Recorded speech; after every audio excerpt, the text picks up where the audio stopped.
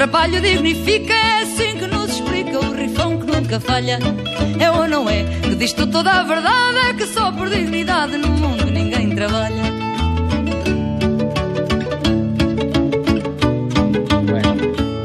É ou não é que o povo nos diz que não, que o nariz não é feição. Bienvenidos a bordo a esta nueva gráfica que tenemos dentro del programa y en el triste 27 aniversario del atentado a la AMIA. Ese episodio irresuelto en la Argentina por el cual políticamente y judicialmente se han logrado algunas personas infinidad de réditos, se han cruzado acusaciones de todo tipo, pero de lo cual no sabemos nada. Me detengo ahí para darle los anuncios de lo que va a haber en este programa y voy a tratar de ser telegráfico. Voy a hablar sobre uno de los invitados, Juan Bautista Joffre. ¿Por qué razón lo convocamos? Porque Joffre escribió un libro, cuyo título ya les advierte sobre el tema que vamos a tratar. El libro se llamó Fue Cuba. Con Joffre vamos a hablar sobre lo que pasa en Cuba, pero fundamentalmente, ¿qué es lo que pasa entre Cuba y la Argentina? Entre Cuba, el gobierno de la isla, y Cristina de Kirchner. Las relaciones, los vínculos, las razones por las cuales un presidente de la nación y su canciller, Alberto Fernández, y Felipe Solá, dicen no saber lo que ocurre en Cuba. Esto es, no leen los diarios, no ven la televisión, no escuchan la radio, no miran las redes. Verdaderamente una salida, una escapatoria vergonzante. Otro tema que tenemos es, descubrimos un documento, en realidad un reportaje inédito. Es un reportaje a Carlos Reutemann. Ustedes dirán, ¿qué tiene que ver ahora un reportaje sobre Reutemann que acaba de morir? Es un reportaje muy interesante porque Reutemann no era persona de dar grandes reportajes ni de tener muchas opiniones, digamos, contundentes. Este es un reportaje que hizo una entrevista a un organismo internacional de esos que le prestan plata a la Argentina, y se lo hizo un economista que trabajaba para ese organismo. No voy a dar el nombre del organismo ni del economista que le hizo el reportaje.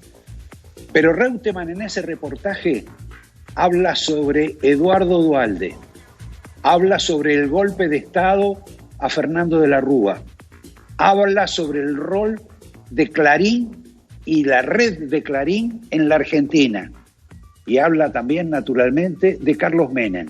Son interesantísimas las conclusiones que se pueden sacar de esa nota.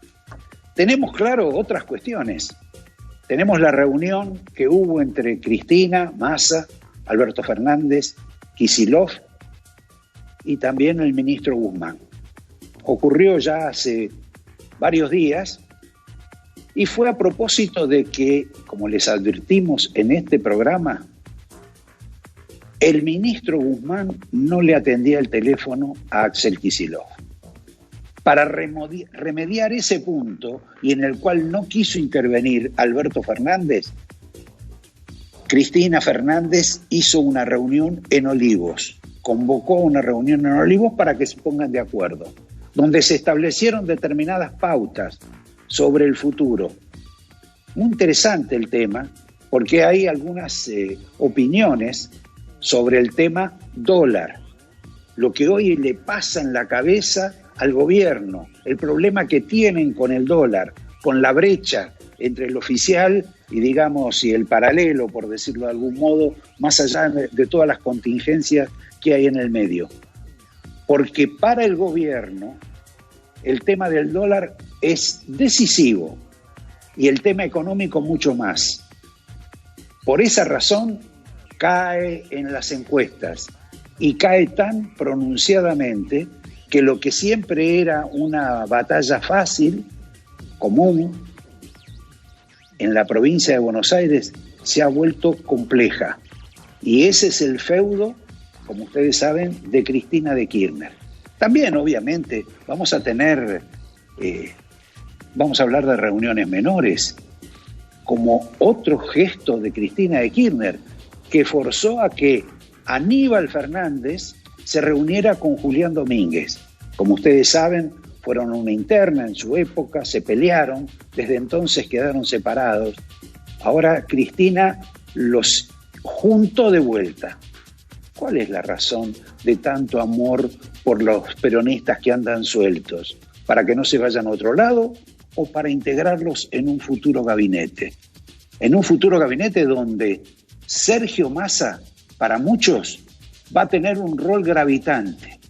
Va seguramente a conducir una suerte de mega ministerio, incluyendo a transporte. Él ya no le interesa seguir en la Cámara de Diputados. Para tratar de ser presidente, se ha descubierto que más que una avenida, la avenida del Congreso de la Cámara de Diputados es un tapón para sus aspiraciones. Quiere mostrar que gestiona para el 2023. No es el único que está en esas condiciones. ¿Qué otra cosa? Posiblemente hable del tema de esta importación, porque ustedes lo deben considerar un elemento fundamental en la vida de los argentinos, esta importación o esta licitación sobre los 10.000 penes de madera. Yo no le puedo hablar sobre los 10.000 penes de madera. Les voy a hablar nada más que los penes de Petiribí, porque hay también penes de nogal, penes de algarrobo, y sobre eso yo no tengo conversación. Pero sobre los de Petiribí, por ahí les puedo explicar algunas cuestiones. Me queda hablar sobre el unipersonal de Cristina de Kirchner, donde dijo que ella no iba a ser presidenta, que no se iba a postular, cuestión que ya todos sabemos, porque ella no pudo ser presidenta cuando se eligió a Alberto Fernández. Tuvo que optar por llevarlo de muleto a Alberto Fernández, porque a ella no le da. Así que es una aclaración obvia de Cristina, cuando además ya se sabe que en su cabeza tiene la misma voluntad de su marido, de conservar la dinastía, que empezó con Néstor, siguió con ella y posiblemente ella quiera que siga con Máximo. Máximo, muy complicado con el presidente Alberto Fernández, en particular por el tema de los laboratorios, sobre todo por los laboratorios norteamericanos que donaron la vacuna. Ellos han discutido en público. Uno quedó como un antipatria, Alberto Fernández, porque aceptó el regalo de los Estados Unidos y presuntamente condiciones inaceptables que nadie conoce. Porque el kirchnerismo se maneja con un soberbio ocultamiento sobre los contratos que firma. Y en este caso, acá el gobierno no dice cuáles son las condiciones para el regalo de Moderna y eventualmente de Pfizer. Tampoco lo dijo Máximo Kirchner, porque se horroriza de algo que nosotros no sabemos qué es. Pero bueno, si Fernández es el antipatria, Máximo Kirchner ha quedado como el antivacuna, el hombre que impidió en alguna medida que llegaran vacunas con mucha más rapidez y mucha más antelación a la Argentina. Y eso, como ustedes saben, es un número. Es un número en muertos. Esa es una guerra que tenemos ahí adentro, inesperada. Y como diría el general, lo peor que le puede ocurrir a un gobierno es un cuestionamiento intestino de esas características. Si quieren, empezamos ya. Tenemos más cuestiones para hablar. Pero si quieren, vamos a empezar ya con la primera parte de este reportaje a Juan Bautista Joffre, el autor de Fue Cuba, el hombre que en alguna medida conoce los secretos de toda esta historia de 62 años de lo que se llama la Revolución Cubana, que a esta altura de las circunstancias tiene poco de cubana y mucho menos de revolución. Empezamos ya, director. estado en Cuba 2 veces y evidentemente uno puede tener 2 lecturas de Cuba, ¿no? Para un argentino que se ha criado en democracia y que valora tanto la democracia, por ahí vivir en Cuba no debe ser fácil. Juan, vos viste este video de hace unos años de Alberto Fernández y escuchaste y viste también las declaraciones de Alberto Fernández de hace pocos días, donde dice que él seriamente no sabe lo que pasa en Cuba. ¿Me podés calificar esta actitud del presidente de la Argentina que dice no saber lo que pasa en Cuba? Que más bien parece aquel ministro Lorenzino cuando dijo me quiero ir porque teme a algo. Roberto, ¿te puedo hacer una pregunta? ¿Sí? ¿Qué edad tiene este presidente? ¿Qué edad tiene? Tiene 62, 63 años. Usted tiene la edad de la tiranía cubana. Tiene la edad de la tiranía castrista. Y dice que no sabe lo que pasa en Cuba. No. Es un Alberto Fernández que no sé si está de acuerdo. Yo calculo que sí, porque todos sus amigos que él va eligiendo a nivel internacional giran alrededor de la isla, pero es un Alberto Fernández que también está hablando a la interna del gobierno, ¿no? Y a Cristina. Sí, pero sus amigos internacionales, a partir del chileno y de otras ocasionales que aparecen, no son los amigos que siempre tuvo y que tiene alrededor de él. El verdadero Alberto son los amigos que entran todos adentro de una cabina telefónica. Valdés, Vito Velo, la Secretaría Legal y Técnica, etcétera. Pero el Alberto que debe gobernar hoy tiene que mirar al ala más radicalizada, que fue la que lo eligió al presidente de la República. Esa Cristina, esos los muchachos de la Cámpora, esa infinidad de funcionarios que llegaron a su gobierno, no tanto por él, pero sí por Cristina. Él dice que es un socialdemócrata, en el fondo es un vivo, no un socialdemócrata. Sí, correcto. Tengo la impresión de que Alberto, cuando habla sobre Cuba, habla con miedo, como si no quisiera ofender o lastimar, creo, a Cristina de Kirchner. Es cierto. Mucha gente habla de Cuba mirando a la Cristina o la foto de Cristina. Habla con temor porque sabe que Cristina tiene una debilidad especial por Cuba. Tiene interés. Bueno, los cubanos se portaron muy bien con ella y con su hija. ¿Y vos crees que es gratis? Este es el modelo de tratar de los cubanos y de la Dirección General de Inteligencia cubana. Son 60 años, Roberto. Tienen el mejor servicio de inteligencia, tienen las mejores fuerzas armadas, tienen la experiencia de control de un territorio, algo que Alberto Fernández no conoce. Son muchos años. Desde el 8 de enero de 1959. Éramos muy chicos, vos y yo. Bueno. Pero la verdad es que si querés... Yo no sé si vos eras tan chico, pero no importa. El Instituto Patria es el lugar que eligieron los cubanos, ya que tienen buena relación con Cristina, para tener, digamos, un vínculo de intercambio entre ellos. No te olvides del papel del Topo de Voto. El Topo de Voto es un personaje que se acercó a Kirchner mucho tiempo antes que el resto, viene de Montoneros.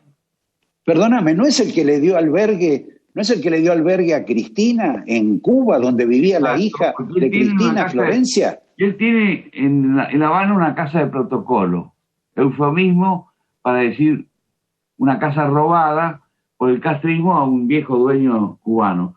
Y hoy se llama casa de protocolo. Cristina ha vivido en esa casa.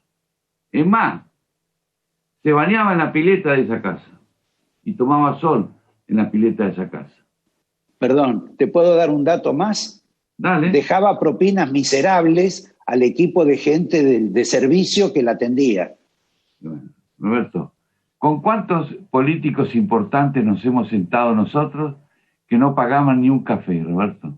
Bueno, sí, es cierto. Dime, ¿Cómo? Yo sigo sin entender este fenómeno de que uno normalmente admira el progreso, la mejora, sea social, económica, educativa, etcétera.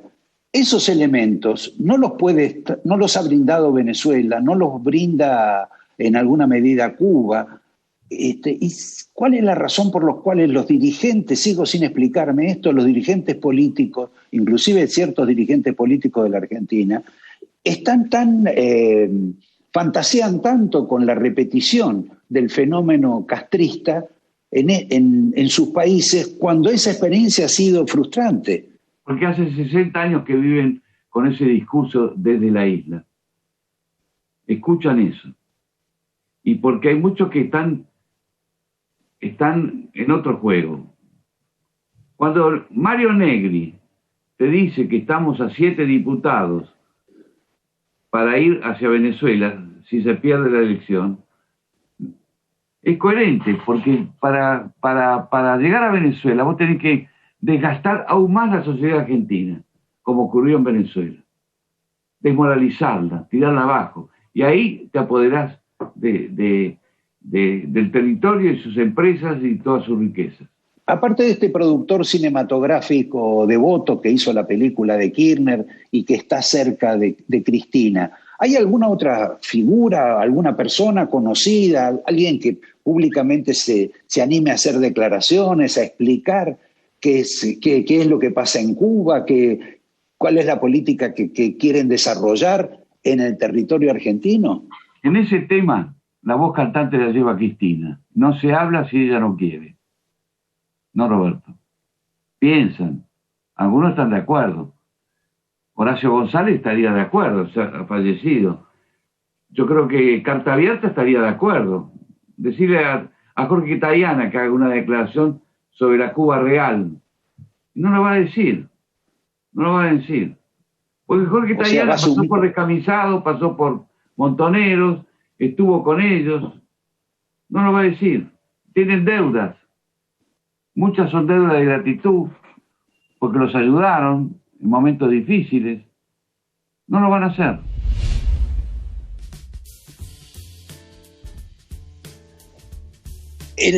Tenemos una segunda parte del reportaje con Juan Bautista Joffre.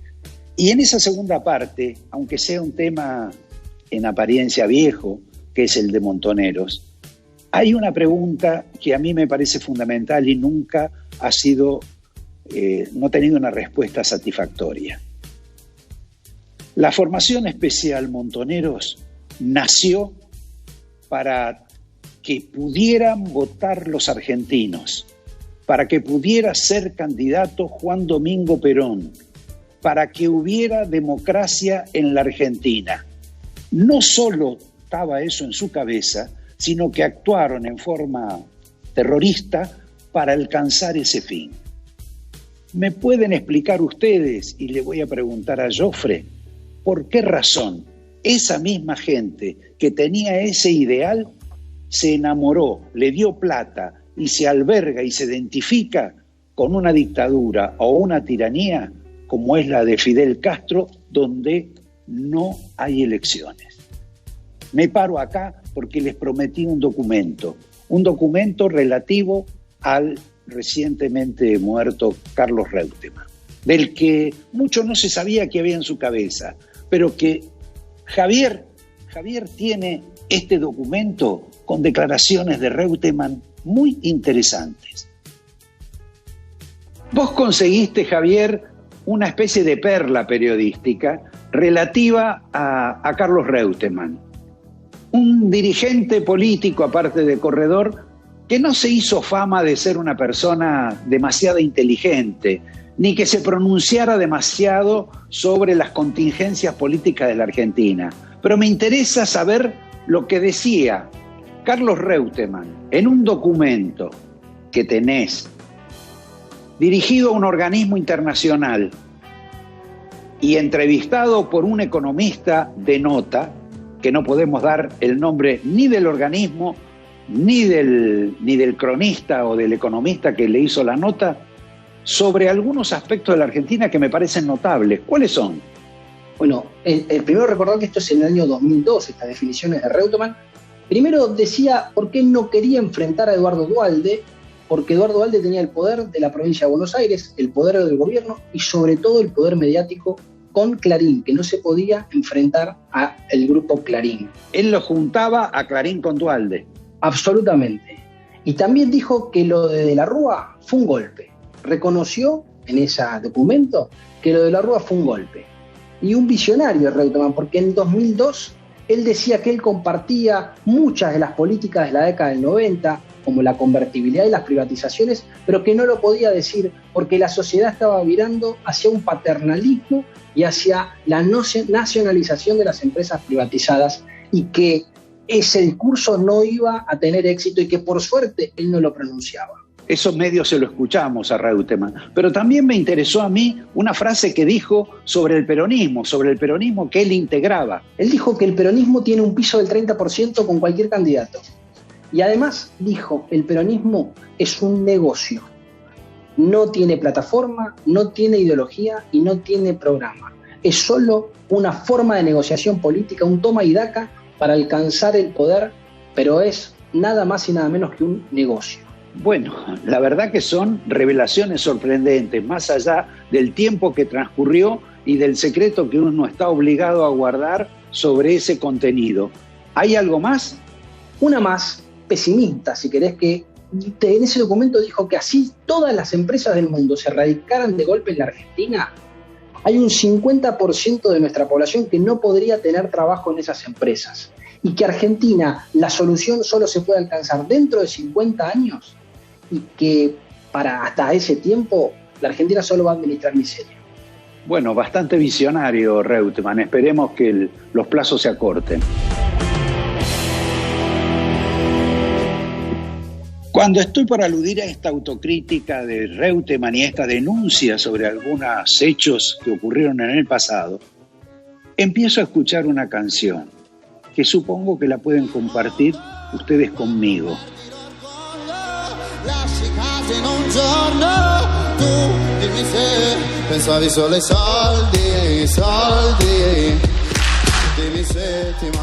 Soldi, Mani. Esto a mí me motiva para hablar sobre una nota muy interesante que publicó, una entrevista que publicó ayer el señor Jorge Fontevecchia, entrevistando al hermano de Mauricio Macri, Mariano Macri. Entrevista sobre la cual seguramente hay muchos medios que no van a decir nada. Desde que está en la oposición Cristina de Kirchner y Alberto Fernández, por decir dos de las personas más importantes del gobierno, que todas las semanas dicen algo contra Macri, me parece que ninguno alcanzó la altura de lo que dice el hermano de Mauricio Macri, Mariano, sobre quien fue presidente de los argentinos. Verdaderamente es un catálogo de insultos, de agravios, de sospechas, de pruebas enunciadas, donde uno puede descubrir que hay un contenido económico atrás de ese debate que tiene Mariano Macri con su hermano Mauricio. Importa también por el tema de las características familiares de este episodio y por la cuestión judicial que seguramente los embarga. Pero políticamente me parece que tiene un impacto absolutamente extraordinario. Con menos enjundia me dicen que el hermano del alma, otro hermano, un hermano casi preferido de Mauricio, el empresario Nicky Caputo, que está la mayor parte de su tiempo viviendo en Miami, también ha tomado distancia de Mauricio Macri. En cambio, se acercó a Horacio Rodríguez Larreta. Y esto nos habilita para volver a escuchar la canción del Soldi, del Mani, que me la repite el director, por favor. Pensavi solo ai soldi, dimmi se ti manco te ne fotti. Sí, ¿por qué hablo del tema del Soldi? Porque esta semana se definen las candidaturas, los acuerdos, fundamentalmente, y vamos a saber quiénes son los candidatos para las próximas elecciones, fundamentalmente en la capital federal y en la provincia de Buenos Aires. Acá también todo el mundo habla de soldi, de plata para que uno se pase de un lado a otro lado, para que uno se incorpore a una lista, para que otro se baje de una lista, etcétera. Es como una suerte de submundo, un submundo donde los candidatos provienen de dos cajas. Una es la caja boba de la televisión, porque se ha descubierto que es muy importante ser conocido por la tele.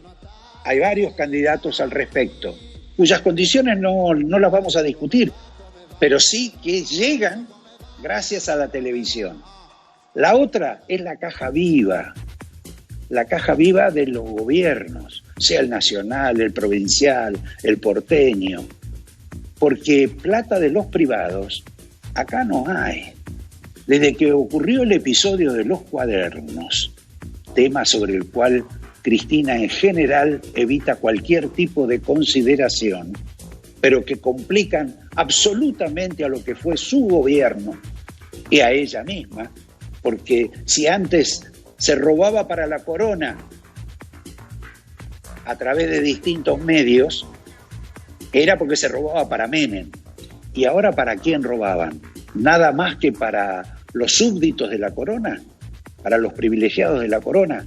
Pero ese es otro capítulo que vamos a tratar en otro momento. Acá lo que importa es, primero, Horacio Rodríguez Larreta le puso las pantuflas a Mauricio Macri.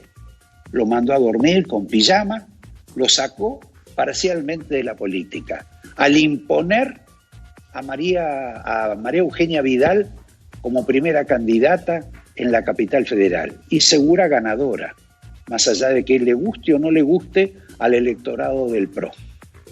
También, de algún modo, para decirlo francamente, les puso una suerte de chaleco, también chaleco para irse a dormir, a Elisa Carrió, porque oportunidades, ella que pensaba presidir la candidatura en la provincia de Buenos Aires, ni figura, la desplazó y dejó que fuera ahí su candidato, Diego Santilli, y que el que vaya enfrente sea Facundo Manes. Debe pensar que va a ganar Santilli, porque si no gana Santilli, toda la aspiración presidencial de Horacio Rodríguez Larreta se complica, y se complica seriamente. Más allá que después el vencedor de esa interna tenga que competir con, bueno, otro lugar donde también se habla de soldi, de mani, de acomodamientos, que son los candidatos de Cristina en la provincia de Buenos Aires. Les podemos decir quiénes no van a ser. No va a ser Santiago Cafiero, no va a ser Martín Insaurralde, no va a ser Berni. Parece que el otro día, como les publicamos una foto a ustedes del partido de Argentina contra Brasil, que la que podría finalmente titular la nómina de candidatos es Victoria Tolosa Paz, una candidata de Alberto. ¿Por qué razón?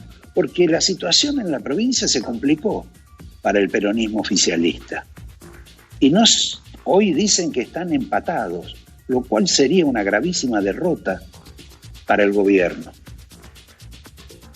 Sabrá Dios qué va a ocurrir de aquí a las elecciones, pero estamos en un proceso donde el gobierno viene muy complicado, en casi todos los órdenes. Recuerden, caja boba y caja viva. De la caja boba salen panelistas o, por ejemplo, Brandoni o, por ejemplo, Martín Tetaz, el economista, que se ha convertido o aparece hoy como la reencarnación de Leandro Alem, y también la reencarnación, en alguna medida, del radicalismo, que parecía bastante muerto hasta ahora.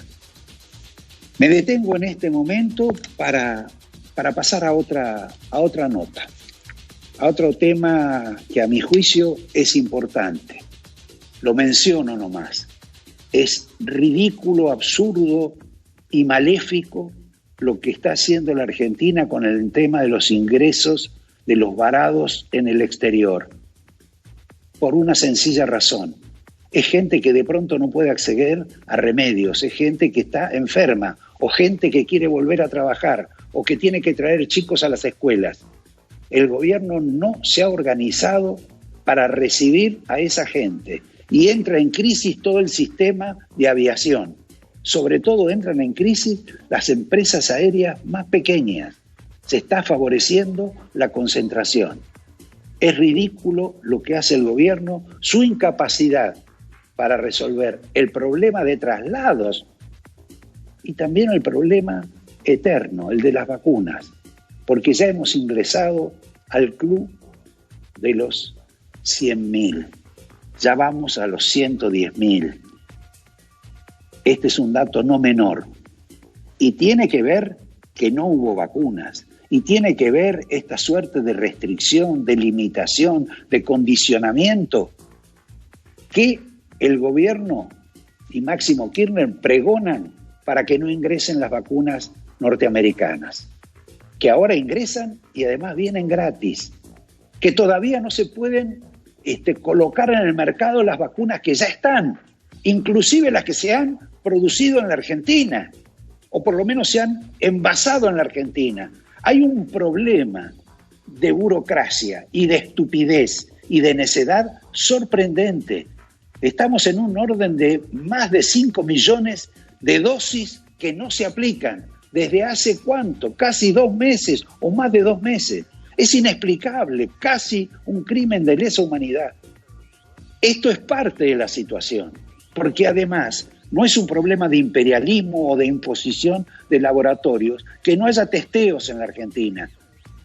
Eso no lo dominan los laboratorios, eso no lo imponen los laboratorios. Es simplemente la falta de talento, de imaginación que tiene el gobierno argentino. Me voy a detener acá porque Javier también tiene una referencia sobre esto y quiero que la escuchemos. Me habrás escuchado, Javier, esto que dije sobre las vacunas y la impericia y la ineptitud, y hasta, bueno, mejor no me pronuncio sobre esto, del gobierno, de Alberto Fernández, del ex Ginés González García y de la muda vicepresidente sobre el tema de las vacunas.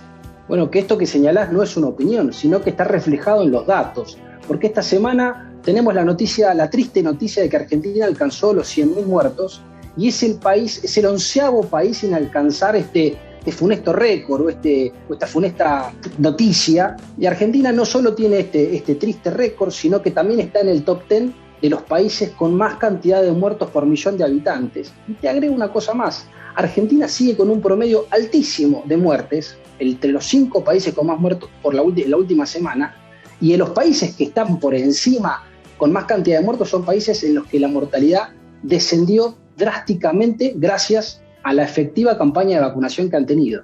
Supongo que algo de esto va a cambiar con la llegada y las donaciones que ha hecho Estados Unidos y los malos laboratorios, según Máximo Kirchner, que les han regalado al gobierno 3,5 millones de vacunas de Moderna, sin ningún tipo de sticker, ni de leyenda, ni de agregado diciendo este es un obsequio de Biden, este es un obsequio del imperialismo norteamericano, úselo porque, con la bandera de las estrellas, nada de eso.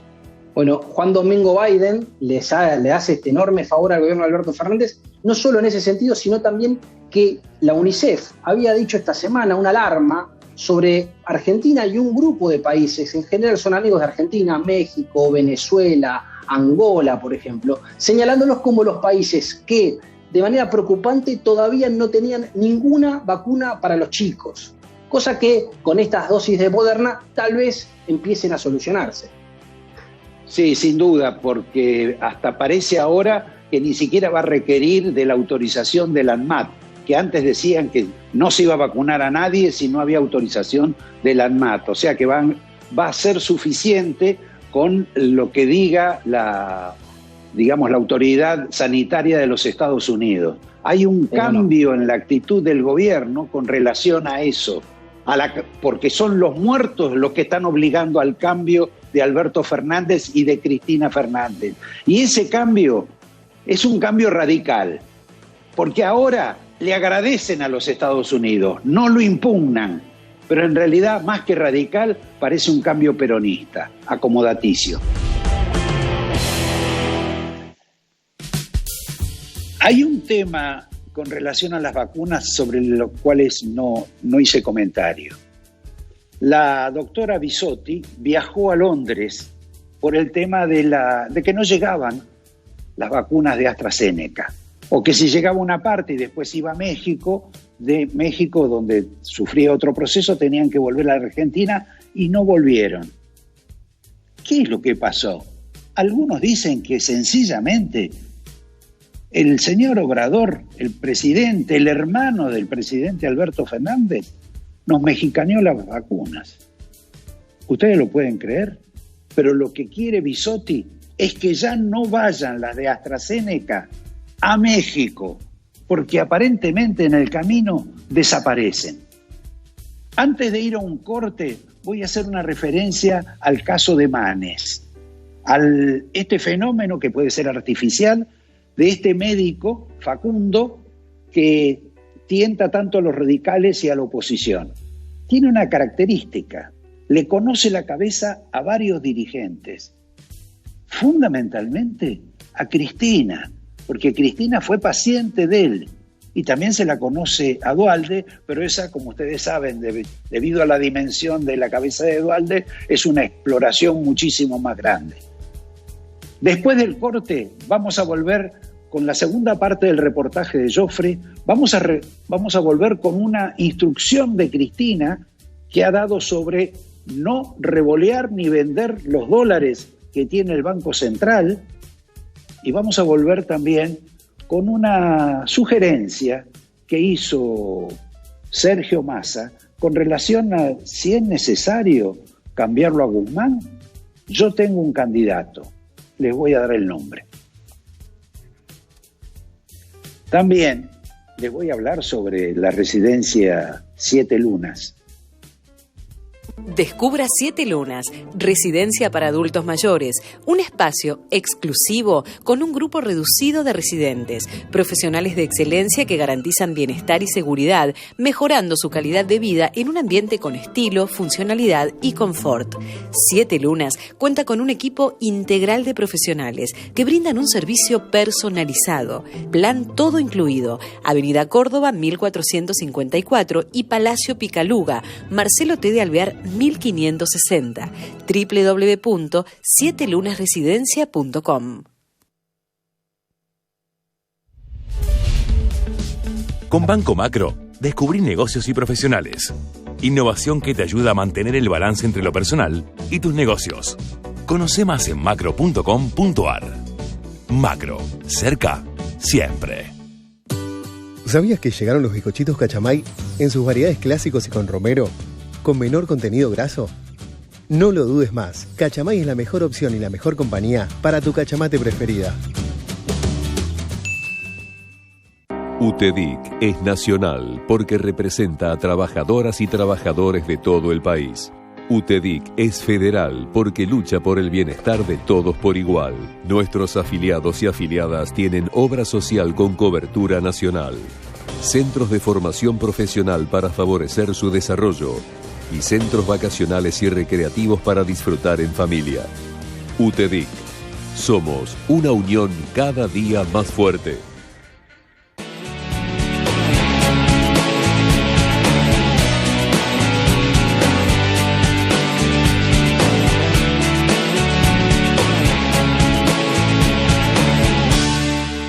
En Tigre, al volante, alcohol cero.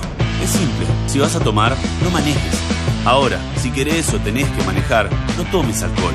Tu vida y la de los demás está en tus manos. Tigre Municipio. Los 1001 dolores alivia el Nuevo Geniol, un comprimido de liberación inmediata con paracetamol, para liberarte de los dolores más intensos. Nuevo Geniol con paracetamol.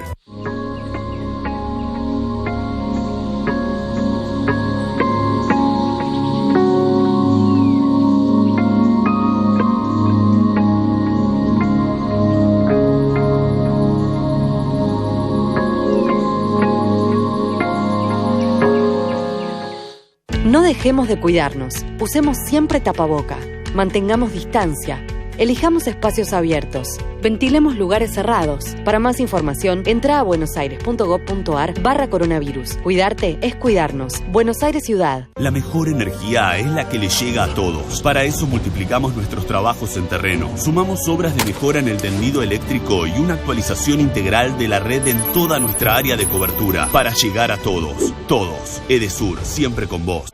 Señoras y señores, en el Banco Ciudad queremos que saques tus proyectos del banco de suplentes. Queremos bancarte para que juegues, para que encares tus sueños, para que vuelvas a sentirte titular de todo lo que querés hacer. Entra al Ciudad, vení al banco que te banca. Quizá porque alguna vez trabajó Joffre con Carlos Menem, les señalo que el hermano de Carlos Menem, Eduardo, está por publicar un libro sobre Carlos Menem, pero aparentemente solo de anécdotas de Carlos Menem, con lo cual vamos a poder tener un libro vasto, gigante y sumamente gracioso. Vamos con la segunda parte de Joffre con relación a Cuba, a lo que pasa en Cuba, al cambio de patria o muerte, que es el eslogan de la Revolución Cubana, por otro nuevo eslogan que es patria o vida. El anterior eslogan, el de la muerte, el de la pasión por la muerte, el del amor por la muerte, tantas veces demostrado en el continente y en particular en la isla, solo recuerda al caso de un nacionalista, un general español llamado Millán de Astray, que exalzaba y decía «viva la muerte». Esa especie de espíritu soreliano que tenían fúnebre sobre la muerte los cubanos, los guerrilleros, despreciaba otra contingencia que acompañaba al «viva la muerte». Esa «viva la muerte» de Millán Astray era «viva la muerte, muera la inteligencia». Veamos lo que nos dice Joffre. Yo te voy a leer un WhatsApp de Leonardo Padura Fuentes, sí, el escritor. Uno de los más importantes escritores en idioma español, es cierto. Sin duda. Pero vive en Cuba, pero no se declara castrista. Dice así: querido, lamentablemente no podemos leer los links que nos mandás. Llevamos 4 días sin internet, sin teléfono, ni WhatsApp, ni nada. Pero ahí vamos viendo el panorama y con una esperanza, que el gobierno entienda que la gente está jodida y cansada de esperar el futuro mejor. Esto fue escrito ayer, a las 9 de la mañana. La gente está cansada y yo creo que en el exterior, viendo las noticias y viendo las manifestaciones en Miami, los muchachos de Miami siguen sin entender que no va a ser fácil sacar al comunismo de Cuba. No va a ser fácil. Va a costar. Por un problema estratégico, geoestratégico. No, por un problema de control territorial, Roberto. Mira, me tomé el trabajo de trabajar para vos esta tarde. Me parece muy bien. Estás trabajando para el público. Y te diría que el órgano máximo del Congreso del Partido Comunista Cubano es el Buró. Sí. Y el otro es el Comité Central, que es el organismo superior. En el Comité Central, que es el organismo superior, según el 8º Congreso del Partido, que se realizó este año, entraron con asientos 16 generales. Son los que mandan. Entre los generales que entró el ministro de Defensa, el ministro de Interior, el jefe del Departamento 5 de la Fuerza Armadas y presidente del GIESA, que son los negocios, los hoteles, el turismo, todo. El jefe del Ejército Central, el vicejefe del Ejército Central, el jefe de Inteligencia Militar, de Dirección Política del Ministerio del Interior. Roberto, ¿cómo lo sacas de estos tipos? Si no es a bala. Bueno, pero perdóname, Juan, pero en realidad este proceso es un proceso común a todos estos fenómenos de revolución populista, porque Raúl Castro asumió como ministro de Defensa antes que Fidel Castro. Y después que murió Fidel Castro, Raúl Castro siguió. Nunca fue cambiado ni alterado. Lo mismo ocurre con Nicaragua, donde el hermano de Ortega es el ministro de Defensa y donde cambian a todos menos a ese. Y en última instancia, en Venezuela, los que gobiernan son los militares, porque no hay revolución castrista, marxista o como se llame, sin fierros. Hay una formación de una clase social que goza de los beneficios del poder. Con Raúl Castro había 12 generales, ahora hay 16 generales. Es decir, hay más presencia militar en el Comité Central del Partido Comunista Cubano. Y esos manejan la isla, esos controlan la calle. Ahí empezó todo. No es una dictadura, es una tiranía, Roberto. Estos procesos es muy parecido al de Nicaragua, que no padece ni embargo ni bloqueo, y tiene las mismas dificultades o peores dificultades, y hasta parece más represor que el de La Habana.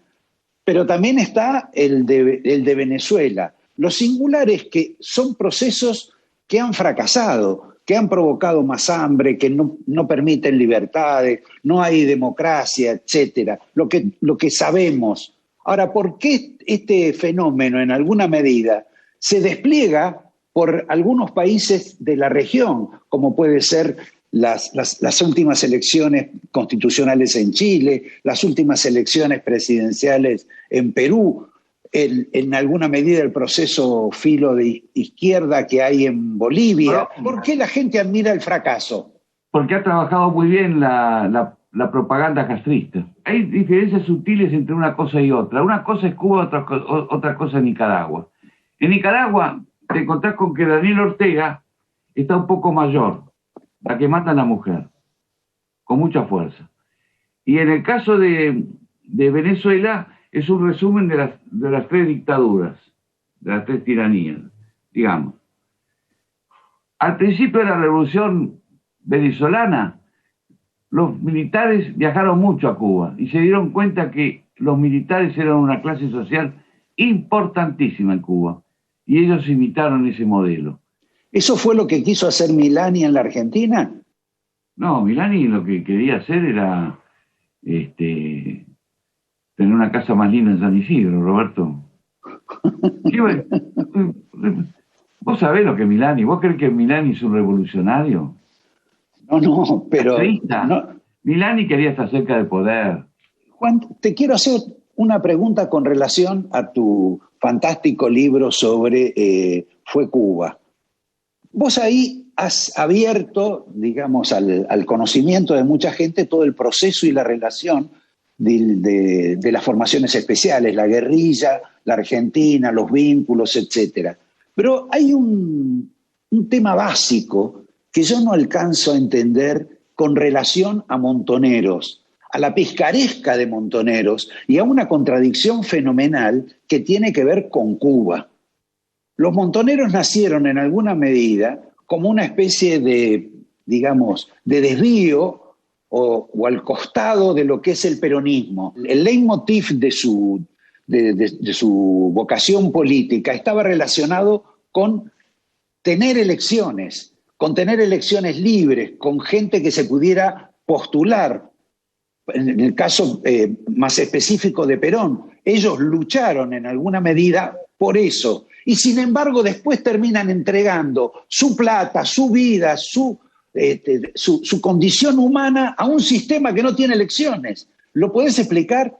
Porque hay todo un devenir, Roberto. En principio te diría que yo tengo un documento secreto de Montoneros analizando el apoyo o no apoyo a las elecciones del 73.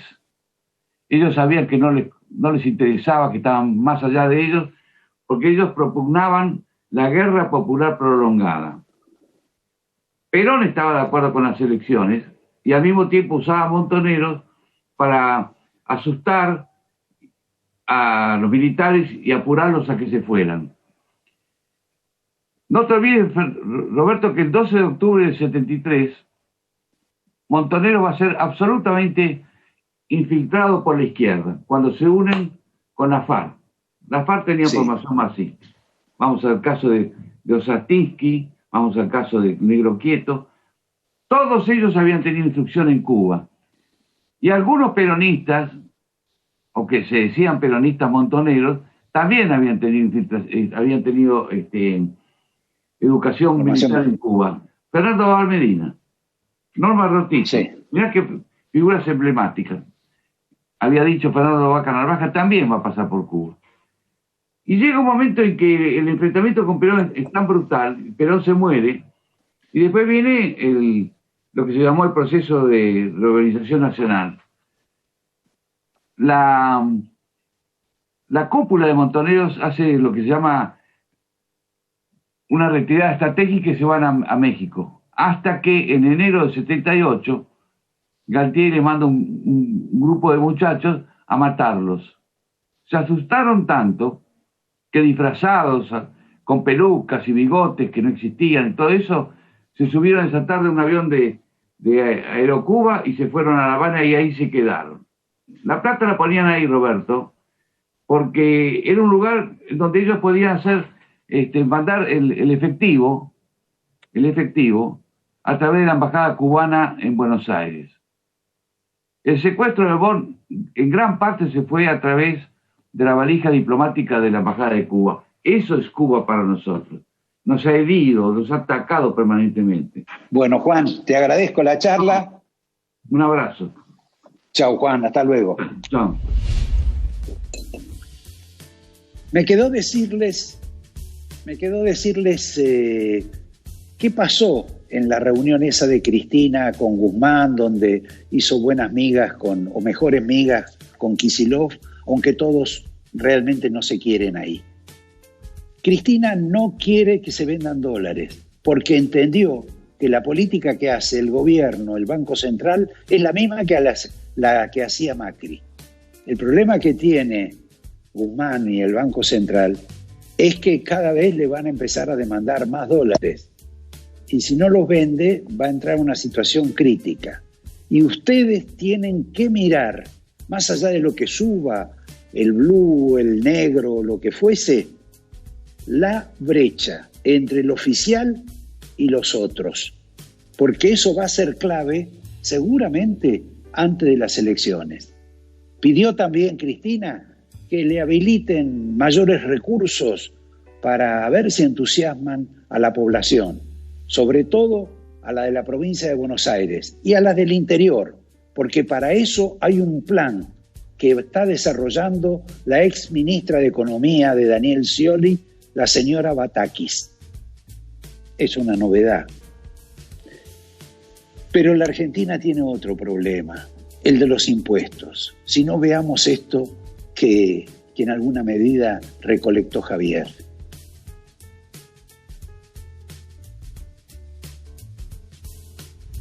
Argentina debe conquistar nuevos mercados para converger con las economías más desarrolladas. Adrián Mercado cuenta con portfolios de inversión, agroindustriales, de logística, yacimientos de litio y otros minerales. Llegó la hora de Adrián Mercado Comex.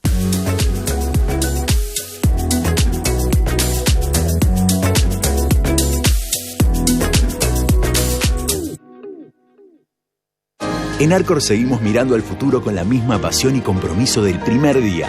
Arcor, 70 años mirando al futuro. Cumplimos años. Y lo que nos impulsa a mejorar es saber que todo lo que hacemos es para cumplir siempre con vos. OSPE, 25 años dedicados a cuidarte. Son solo 6 pasitos. A la suerte hay que ayudarla. Con el Kini estás a 6 pasos de tus sueños. ¿Qué esperás para cumplirlos? 6, 5, 4, 3, 2, 1, Kini 6. Próximo pozo, 400 millones de pesos. Grupo Petersen, desde 1920, construyendo el país.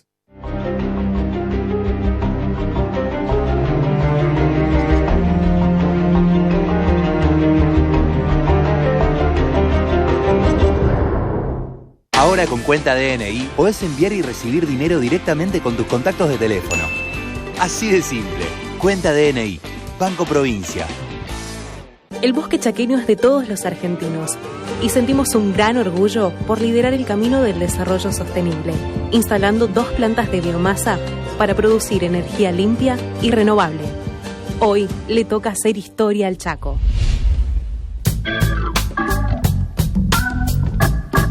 No está paveando con el celular probando filtros. Está descubriendo los beneficios de cobrar su sueldo en BBVA. Escanea este QR, trae tu sueldo online y recibí hasta 48.000 pesos de bienvenida. BBVA, creando oportunidades. Ready. 4, 3,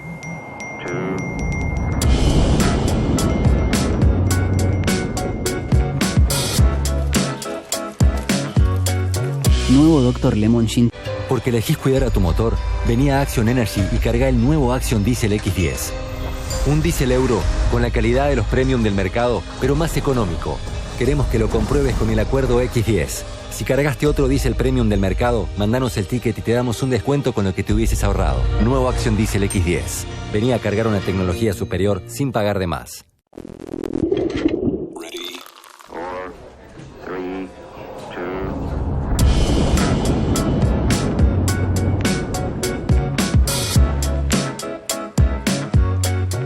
Nuevo Dr. Lemon Gin. No está paveando con el celular probando filtros. Está descubriendo los beneficios de cobrar su sueldo en BBVA. Escanea este QR, trae tu sueldo online y recibí hasta 48.000 pesos de bienvenida. BBVA, creando oportunidades.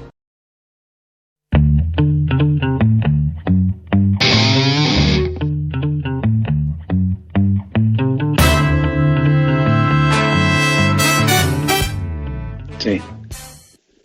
Me tiraron los avisos por la cabeza y yo me quedé anunciando, prometiéndoles esta nota que vamos a mandar ahora de Javier García con el especialista impositivo Andrés Edelstein, que les explica por qué en la Argentina nadie va a poner una moneda.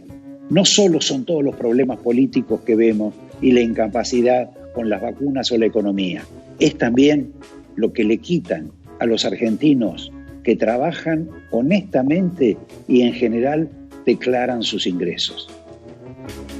Andrés, vimos hace unos días, hace un tiempo en realidad, que Culfas declaró que los impuestos que se pagan en Argentina son razonables. Vos que sos un estudioso de materia impositiva, ¿tiene razón Culfas? Como primera medida, uno dice si es razonable el tamaño de la presión fiscal, bueno, va en relación al gasto. Y claramente ahí tenemos un tema que atender, que es el tamaño del Estado y cuánto se gasta y cómo se gasta. Con lo cual, si uno mira lo que hay que financiar por el lado del gasto, los impuestos no están alcanzando, lo cual hace el problema todavía más grave del que uno cree. Luego, cuando entramos a analizar, ahí sí, la parte de los ingresos fiscales, bueno, ahí tenemos realidades donde ya vemos a las claras que hay cosas no razonables o al menos cosas que no encontramos, o ingredientes que no encontramos en otros sistemas tributarios del mundo. Como ejemplo de ello podemos citar mínimamente el tema del impuesto al cheque, ¿no? El de los créditos y débitos bancarios, del 0,6%. Que también eran sistemas de emergencia, ¿no? Como los que varias veces vienen para quedarse. Sí, muchos impuestos surgen muchas veces por obligaciones, digamos, constitucionales que tienen que ser por un periodo limitado, pero lo cierto es que luego perduran en el tiempo pasada la emergencia. Está el impuesto, novedoso impuesto a la riqueza, que se está discutiendo en sede judicial, que muchas personalidades han ido a discutirlo porque lo dicen que es confiscatorio. ¿En eso Argentina va contramano del mundo también o lo aplica diferente? La verdad que no tenemos muchos comparables en el mundo, son pocos los casos, podemos hablar de algunos países europeos, Uruguay, siempre con niveles o umbrales a partir del cual se paga bastante más elevados que en Argentina, con lo cual en Argentina ya tenemos un impuesto que alcanza el patrimonio global de las personas, lo tenemos desde el año 91 y antes estaba el impuesto sobre el patrimonio neto, pero lo cierto es que este impuesto sobre los bienes personales viene de una suba de alícuotas muy relevante en el año 2019 y un añito antes ya había subido la alícuota, que debía ser 0,25%, se la sube al 0,75%, y fines del 19 se la vuelve a subir para llegar a niveles de hasta el 2,25% para bienes en el exterior. En ese marco surge, luego de la pandemia, la idea de obtener mayor recaudación para afrontar los mayores gastos de la pandemia, lo cual es muy lógico ver cómo buscarle la vuelta a esta situación inédita. Ahora bien, se insistió con una fórmula sobre una capacidad contributiva que ya había estado afectada excesivamente en los años previos, pero mucho más fuertemente muy pocos meses atrás. Con lo cual, cuando vemos en el mundo los pocos países que discutieron esta iniciativa, bueno, la verdad que en muchos casos no tenían un impuesto patrimonial recurrente y permanente, y en algún caso, como Bolivia, que terminó estableciéndolo, afecta a muy pocos contribuyentes, muchísimos menos que los que afectan a Argentina, con lo cual evidentemente ahí también es un fenómeno muy local el que terminamos afrontando, con la litigiosidad obviamente que se está generando. Claro, porque incluso estaba el caso de Gabriel Batistuta, que declara en sede judicial que él va a tener que vender alguna propiedad para poder pagar el impuesto, con lo cual se produce el fenómeno no solo de la confiscatoriedad, sino también de la descapitalización del contribuyente. Bueno, en cualquier impuesto patrimonial que no tenga o que exceda el monto de las rentas del contribuyente tenemos este fenómeno. Evidentemente no le alcanza con lo que obtuvo en el año para hacer frente al impuesto y tiene que, en definitiva, vender parte de su patrimonio, ¿no? Con lo cual, creo que esto no colabora a que mejore el clima para más inversiones, mejor inversión, que en definitiva es más actividad económica, claro, más empleo. Llegamos al final, siempre robando tiempo y despidiéndonos hasta el próximo domingo, también a las 21. Gracias.